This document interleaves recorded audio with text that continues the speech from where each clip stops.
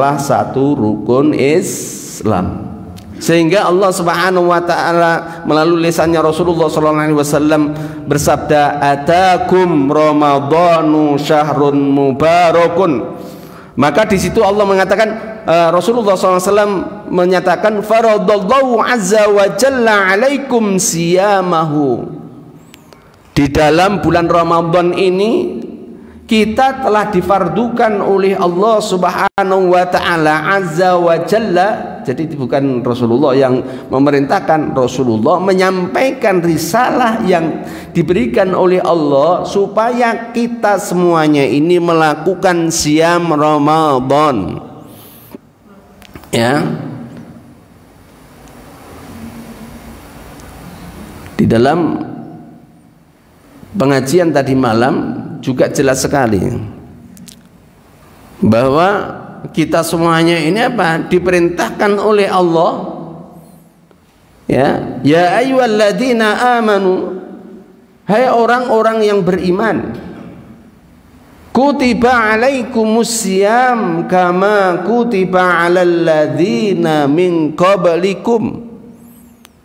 Diperintahkan untuk menjalankan siam, yaitu dimaksud di sini adalah shaum Ramadan, sebagaimana telah diwajibkan atasnya, artinya puasa Ramadan itu kepada umat-umat sebelum kita. Untuk apa itu? La'allakum tattaqun.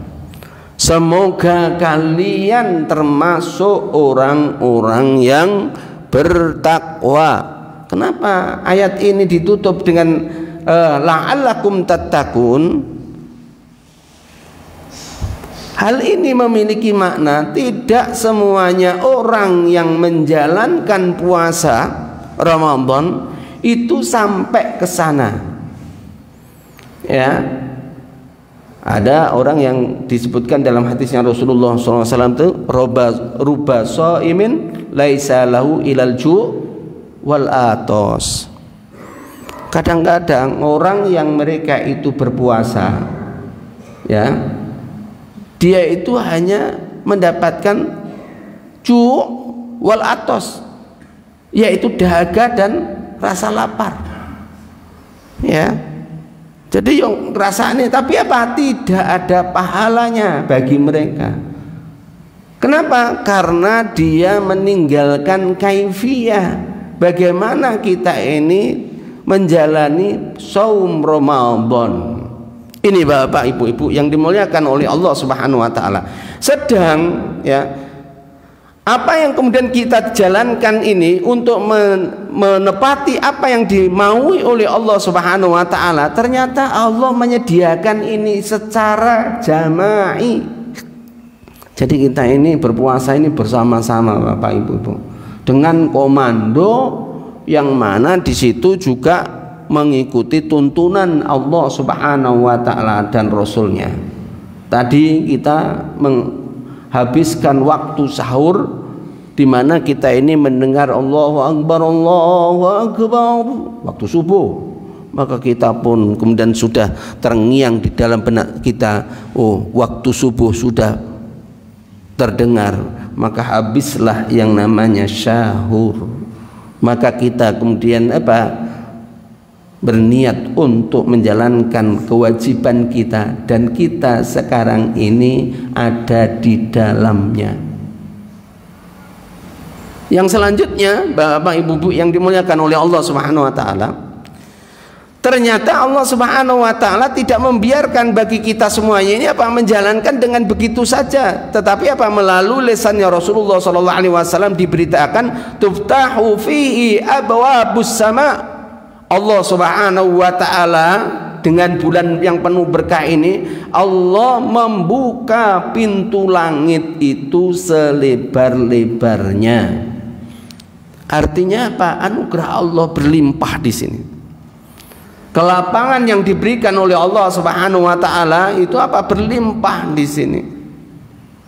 Kita untuk menjalankan apa yang diperintahkan oleh Allah Subhanahu wa taala ternyata apa? Sangat mudah di dalam bulan Ramadan ini. Ya. Dan hadis ini kemudian dilanjutkan, ya, hadis ini kemudian dilanjutkan wa tuqlaqu fi abwabul jahim, dan Allah Subhanahu wa taala menutup rapat-rapat di dalam bulan Ramadan itu, yaitu abwabul jahim, neraka yang sangat pedih itu. Artinya apa Bapak Ibu-ibu?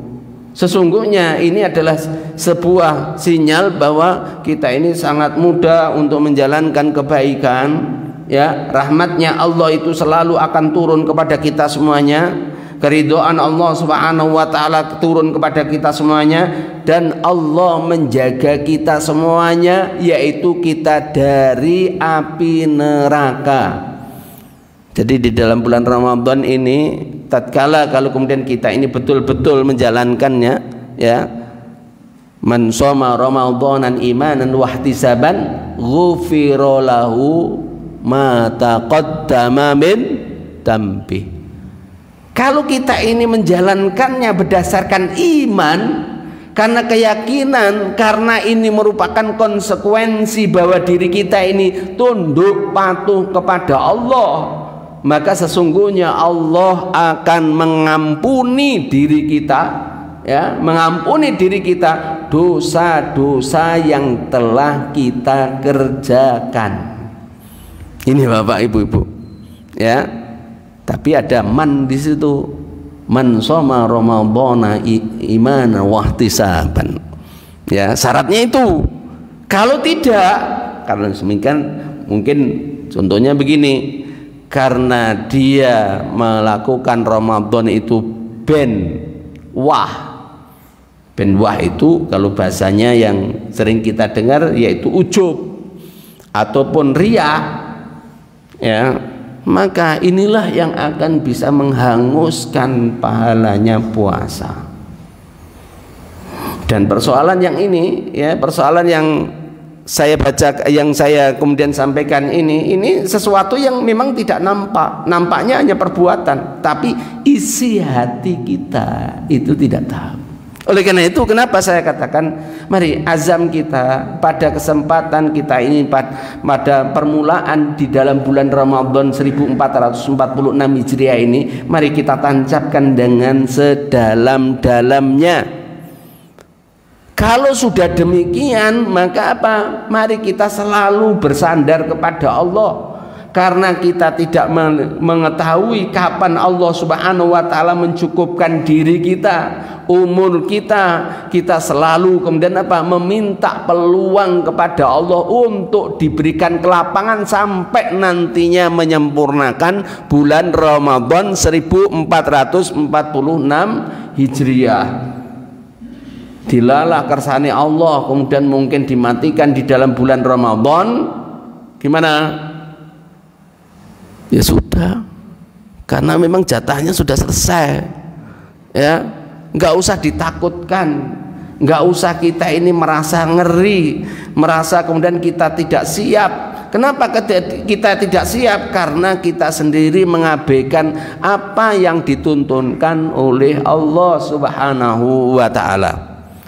Karena sebuah kematian adalah kesenyawaan yang mesti berlaku kepada setiap makhluk hidup, ya, dan itu pasti akan datang, mau tidak mau pasti kemudian itu akan berangkat, ya, dan itu pasti kemudian kita kembali kepada asal kita, ya.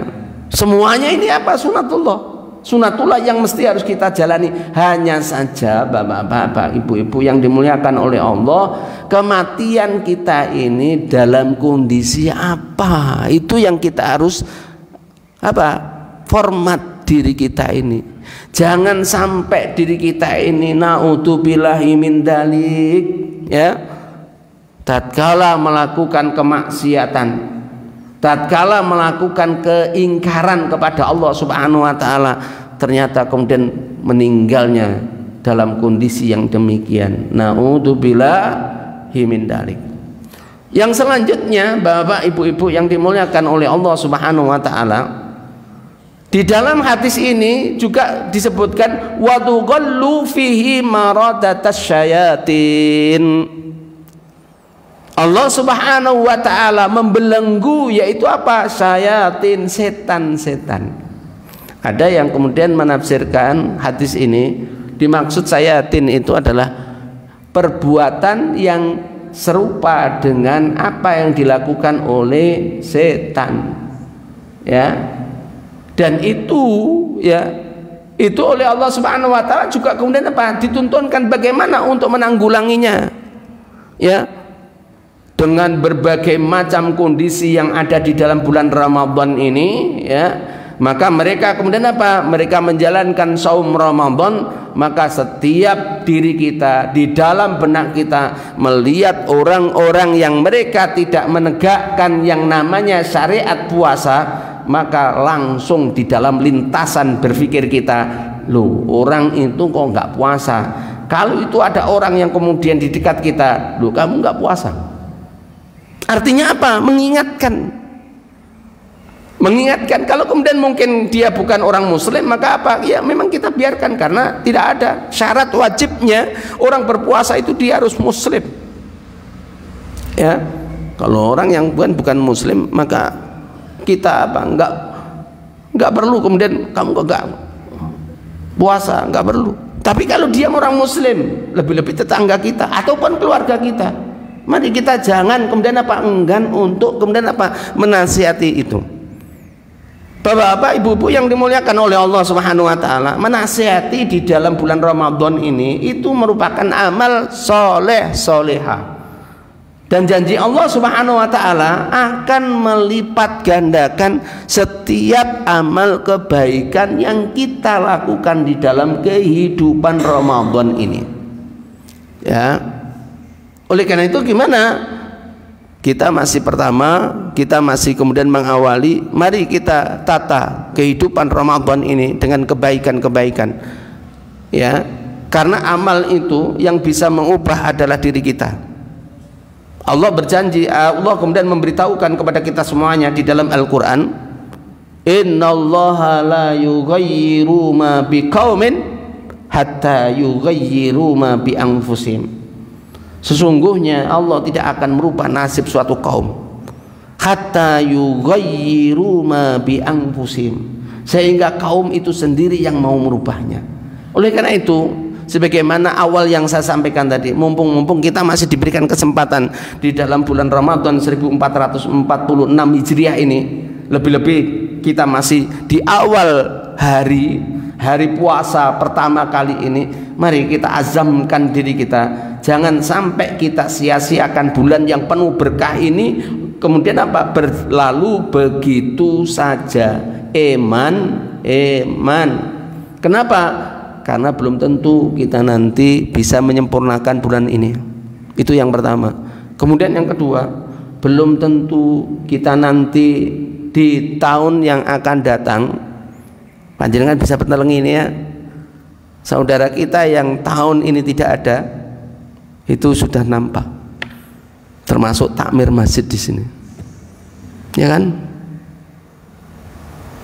Ini, dan mungkin kondisi yang sama kita juga mendengarkan, ya, almarhum juga kemudian mendengarkan ini, ya, artinya tatkala beliaunya masih hidup, belum tentu di dalam bulan Ramadan 1446 Hijriah ini kemudian apa? Itu hidup. Dan betul Allah menunjukkan ayat kauniyahnya, dan dia kemudian diambil oleh Allah Subhanahu wa ta'ala. Oleh karena itu, Bapak Ibu-ibu, di dalam hadisnya Rasulullah SAW yang selanjutnya, Rasulullah kemudian menyatakan begini, lillahi fihi lailatun, ya, khairum min alfi syahrin. Di dalam bulan Ramadan ini, ya, ada satu malam yang mana malam itu nilainya melebihi dari 1000 bulan, ya. Khairum min alfi syahrin, kebaikan yang melebihi dari 1000 bulan.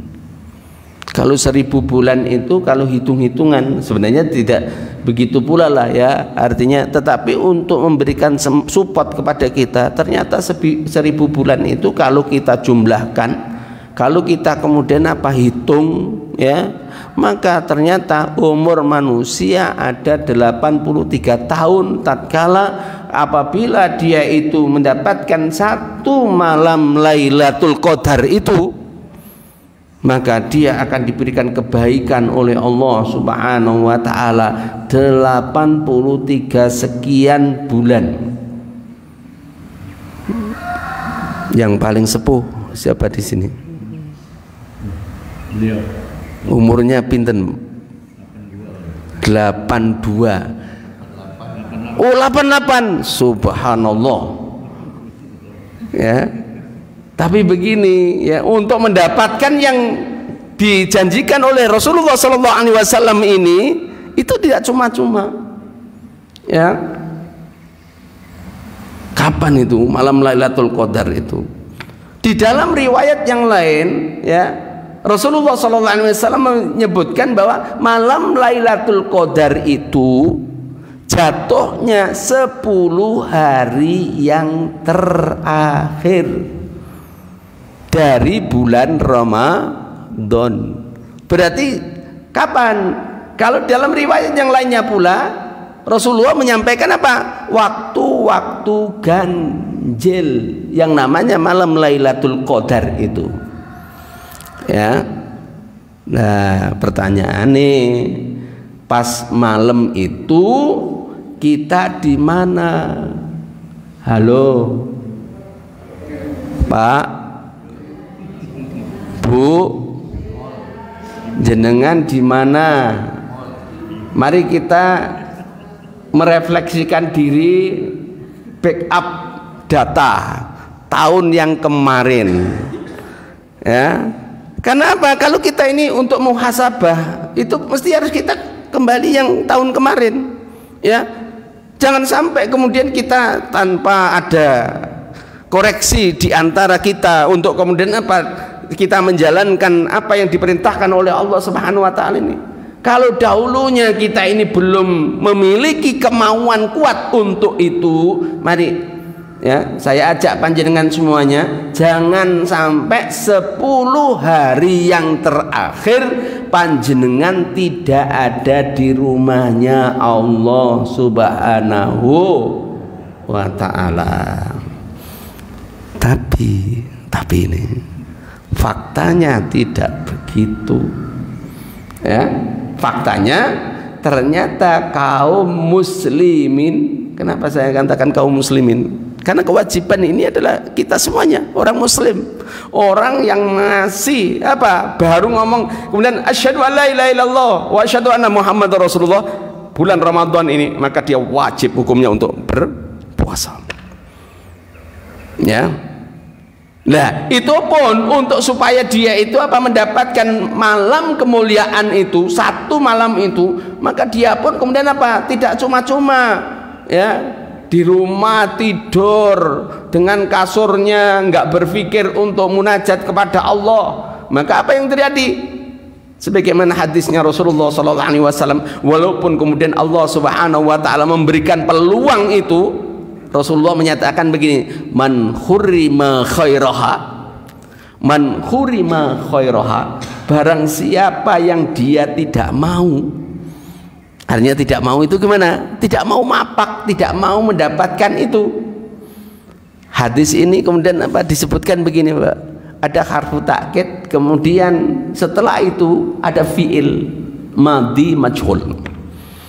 Sebenarnya kalau dalam bahasa Arab itu walaupun itu majhul ataupun itu mabni ya, katakanlah fi'il madhi yang mabni yang kemudian katakanlah harama, ataupun kemudian kalau majhulnya itu hurima ya, maka sesungguhnya pasti kemudian sudah dipastikan ini tidak akan dapat ya.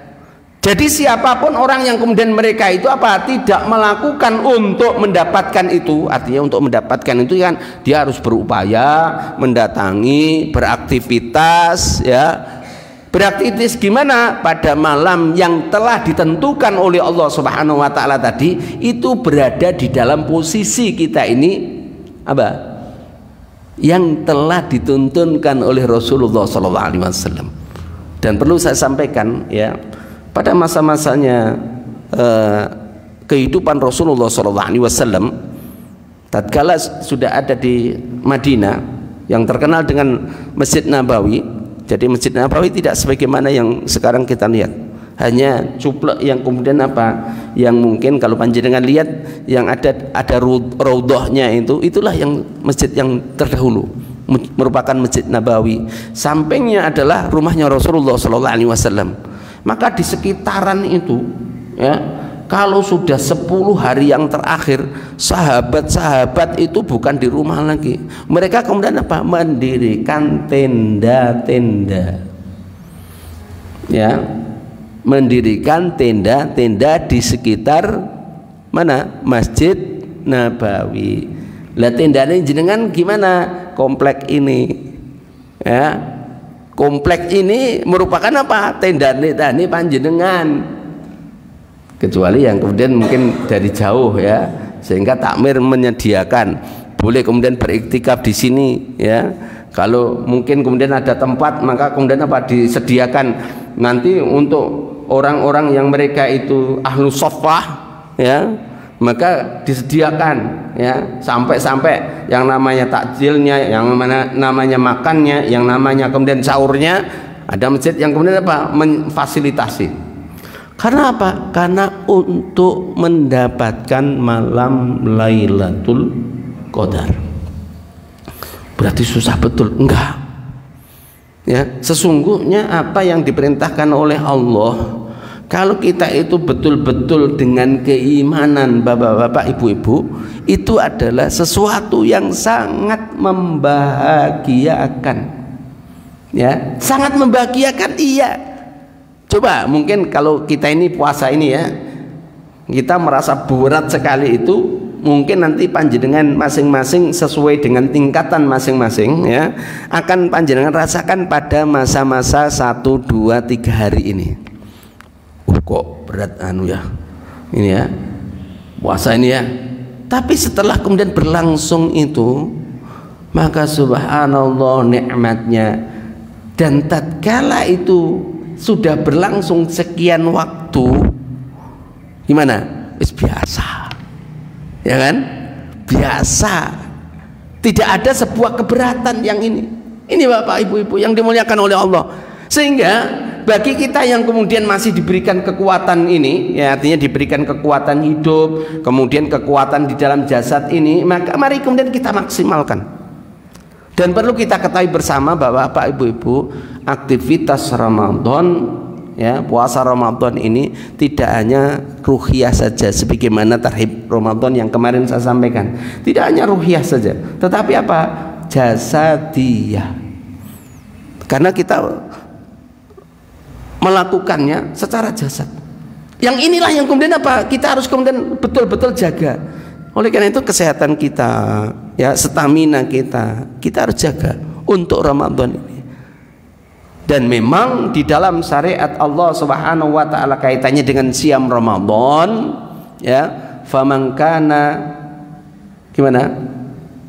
Kaitannya dengan orang-orang yang diberikan apa?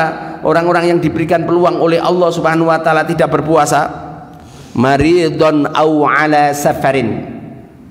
Barang siapa yang kemudian mereka itu apa? Sakit, kemudian dia itu safar, maka apa? Boleh dia tidak berpuasa. Tetapi apa? Tetapi hitunglah dan gantilah pada waktu yang lain. Fi ayyamin ukhor. Kecuali lagi oleh Allah Subhanahu wa taala disyariatkan kalau memang tidak mampu, alal ladzina yutikunahu, maka apa? Fidyatun. Kalau memang tidak mampu, semisal begini, nggak poso, wis ndruwedeg, ngeblak, ya, jenengan tasin ndredeg Pak kalau puasa.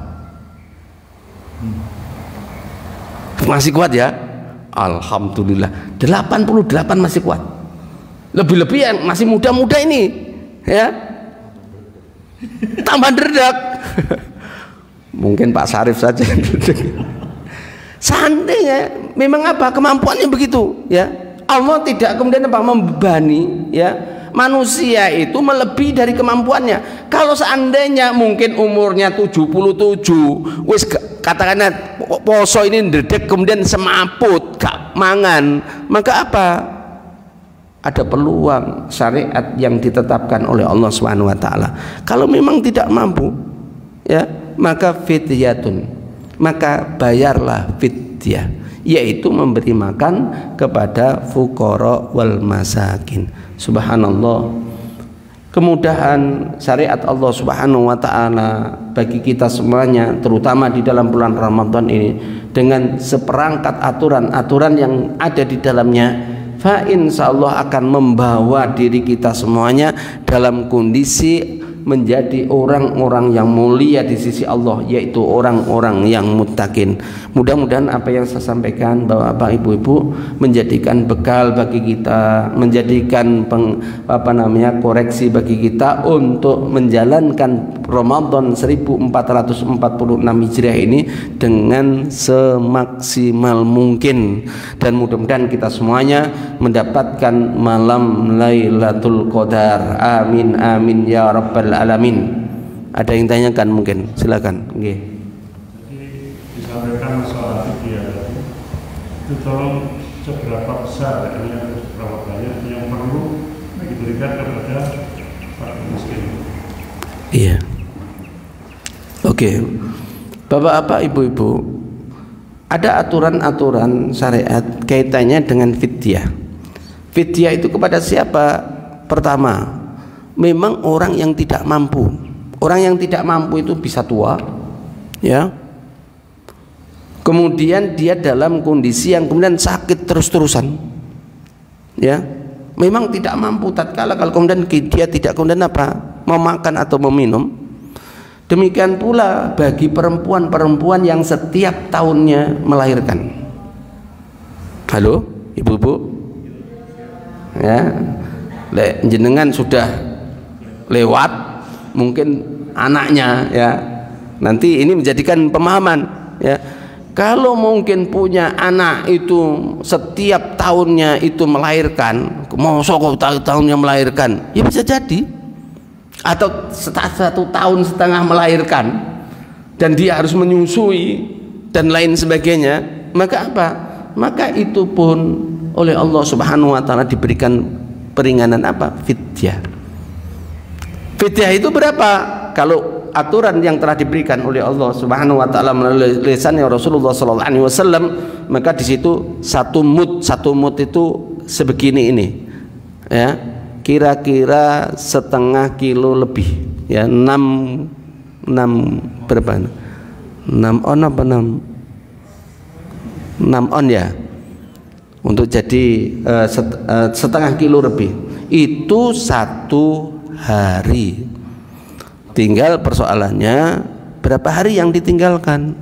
Artinya kalau mungkin 1 bulan penuh, maka ya kali 29 atau 30 hitungan tadi, gitu Pak, itulah, ya. Terus apakah perlu kalau ada waktu kemudian mengqadha? Tidak, ya. Tidak ada ketentuan yang kemudian menyebutkan kalau orang yang kemudian mereka itu dalam kondisi begitu, kemudian suatu ketika itu diberikan kesehatan oleh Allah Subhanahu wa taala, ataupun kemudian oleh Allah Subhanahu wa taala kemudian mengqadha, tidak ada syariat yang menunjukkan itu, ya. Ini Bapak Ibu-ibu, itu fidyah, Pak. Mungkin ada pertanyaan lagi, bagaimana kalau seandainya fidyah itu dirupakan yang siap saji tapi dengan ukuran yang telah ditetapkan oleh Allah Subhanahu wa taala melalui lisannya Rasulullah? Boleh, monggo. Ya, hanya saja, ya, di situ disebutkan fidyah, ya, memberikan makan, ya, itu maka para ulama menyatakan makanan pokok yang di situ itu menjadikan kebiasaan menjadi makanan yang biasa dimakan oleh masyarakat situ. Jangan sampai di sini kemudian fidyahnya gandum, ya, gandum di sini nggak ada, ya, beras, ya. Kalau makannya jagung, ya, boleh. Ya Bapak Ibu, mungkin ada yang lain, silakan. Ya mungkin apabila sudah, mudah-mudahan apa yang saya sampaikan tadi menjadikan bekal bagi kita semuanya di dalam memulai bulan Ramadan 1446 Hijriah ini. Mari kita sudahi kajian kita pada pagi hari ini dengan doa kafaratul majelis. Subhanakallahumma wa bihamdika asyhadu an la ilaha illa anta astaghfiruka wa atubu ilaik. Wassalamualaikum warahmatullahi wabarakatuh.